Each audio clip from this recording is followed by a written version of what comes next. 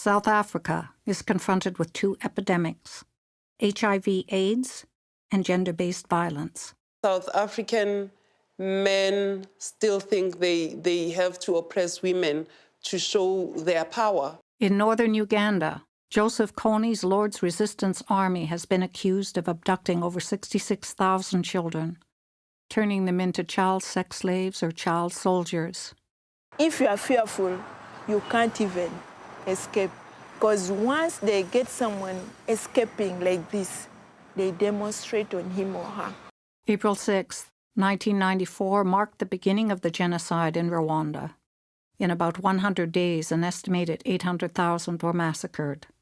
We thought that it was our last day, our last evening, because we were surrounded by many killers. On the truck, there was the military truck with all kinds of guns, the traditional guns, the machete, the grenade, everything. I think the major factor that has changed things has been the genocide and the war in 1994, where immediately after the 3 months of genocide, 70% of the population were women, because men had been killed or they'd left the country.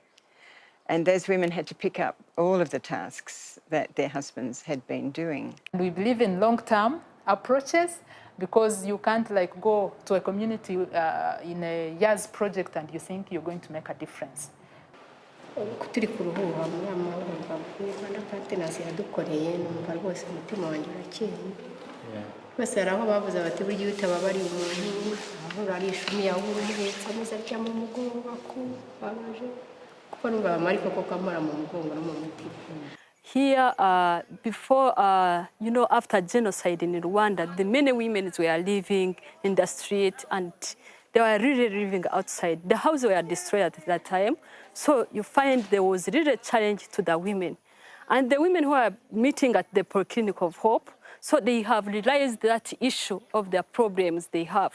One problem was a medical, but at that time they have put a doctor and nurses. But another challenge was shelter at that time. That's where the Rwanda Women Network managed to construct some houses at the Village of Hope.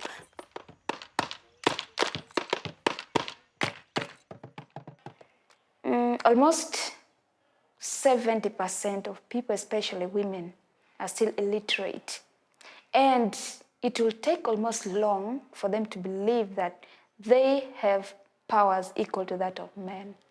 I really blame it on our cultures that have for so long existed, and culture is not something that is often questioned.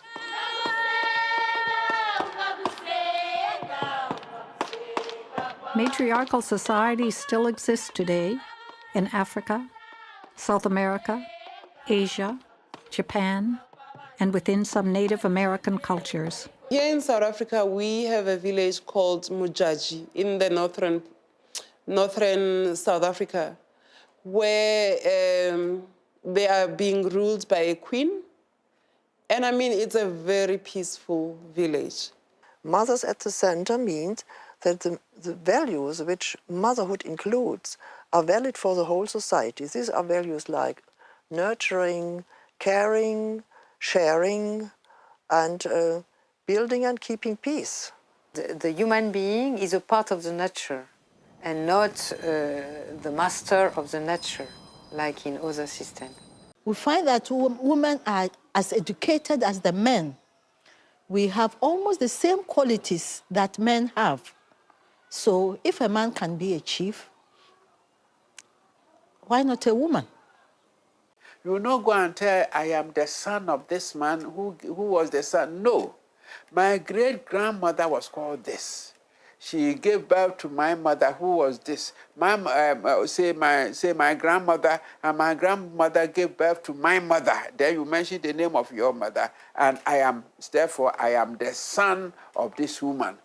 Women are half the world's population, yet they do 2/3 of the world's work, earn 1/10 of the world's income, and own less than 1% of the world's property. Yet evidence has shown that where women are educated and empowered, economies are more productive and strong. Where women are fully represented, societies are more peaceful and stable. Nous pouvons faire tout. Nous avons commencé par le tambour et on peut faire autre chose. On peut faire